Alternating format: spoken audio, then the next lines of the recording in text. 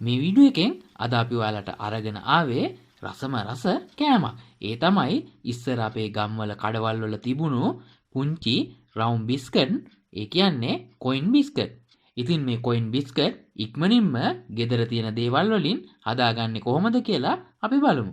ඒ වගේම ඔයාලා තවමත් අපේ channel එක subscribe කරලා නැත්නම් දැන්මම පල්ලෙහා තියෙන subscribe button එක ඔබලා ඊට එහා පැත්තේ තියෙන bell icon එක ඔබන්නත් අමතක කරන්න එපා. අද අපි කොයින් බිස්කට් හදන්න අරගෙන තියෙනවා පිටි ග්‍රෑම් 125යි, සීනි ග්‍රෑම් 100යි, බිත්තර 2යි, බටර් ග්‍රෑම් 50යි, බේකින් පවුඩර් තේ හැඳි භාගයයි, ඒ වගේම කහ වර්ණක තව අපිට අවශ්‍ය වෙනවා වැනිලා තේ හැඳි 2ක්. මුලින්ම බටර් ටික වාජනයකට දාලා මේ විදිහට හැන්දකින් කලවම් කරගන්න. ඊළඟට සීනි ග්‍රෑම් 100 එකතු කරලා හොඳින් කලවම් කරන්න. ඊළඟට බිත්තර දෙකෙන් එක බිත්තරයක් සම්පූර්ණයෙන්ම එකතු කරලා අනෙක් බිත්තරෙන් සුදු මදේ පමණක් එකතු කරන්න. එකතු කරලා හොඳින් කලවම් කරගන්න.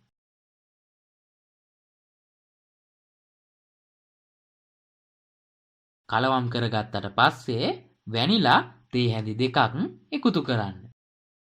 එකතු කරලා ලුණු තේ හැඳි 8න් 1ක් පමණ එකතු කරන්න. ඊළඟට තියෙනවා නම් පමණක් කහ පාට වර්ණක එකතු කරන්න. එකතු කරලා කලවම් කරන්න. ඊළඟට මේ විදිහට පෙනේරයක් අරගෙන පිටි ග්‍රෑම් 125 දාලා එයට බේකින් පවුඩර් තේ හැඳි භාගයක් දාලා මේ මිශ්‍රණයට හලා ගන්න.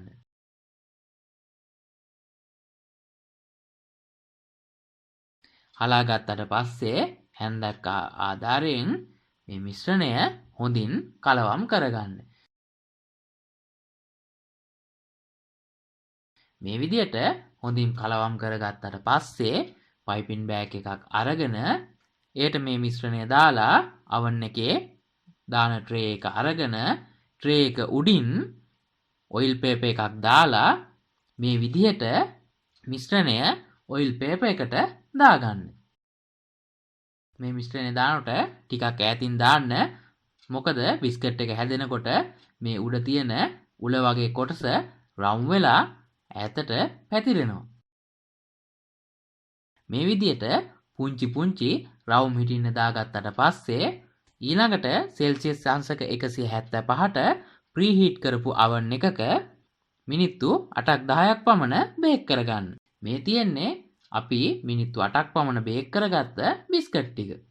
පේනවනේ හොඳ ලස්සන රවුමට හොඳ පාටට මේ බිස්කට් ටික හැදිලා තියෙනවා. මේ බිස්කට් ටික දැන් ටික වෙලාවක් නිවෙන්න තියලා අරගන්න.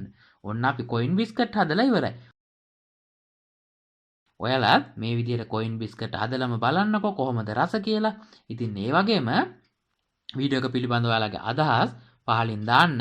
ඒ වගේම තාමත් අපේ channel එක subscribe කරලා නැත්නම් දැන්මම පල්ලෙහා තියෙන subscribe button එක ඔබලා ඊට එහා පැත්තේ තියෙන bell icon එක ඔබන්නත් අමතක කරන්න එපා.